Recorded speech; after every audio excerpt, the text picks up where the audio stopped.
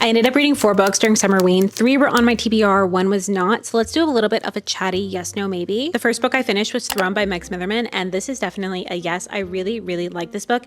It is like a horror sci-fi novella with a bit of romance in there. This is definitely a psychological horror. You don't know what is going on. You don't know if what the main character is saying is real. And it is honestly pretty freaky. Meg Smitherman was really able to pack a lot into these about 120 pages. And I really, really want to read more from her now. I think this would be really great if you are a pretty big romance reader, especially like dark romance. It'd be not an easy transition, but you would already be used to dark themes with romance included. But if you are thinking about jumping into horror and you do normally primarily read romance, this could be a really good option for you. Then I read The God of the Woods by Liz Moore, and this is definitely a maybe from me. I did have a good time with this, but I had some pretty high expectations going into this as well. You're gonna get a fun mystery.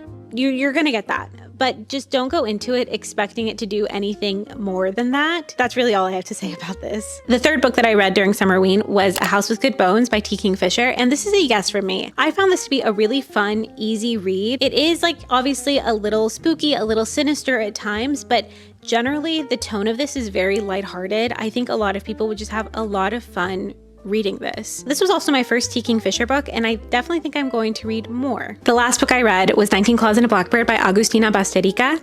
This is a no for me, personally. This is a short story collection, a horror short story collection, and I just didn't find it to be the best. I was pretty bored at times.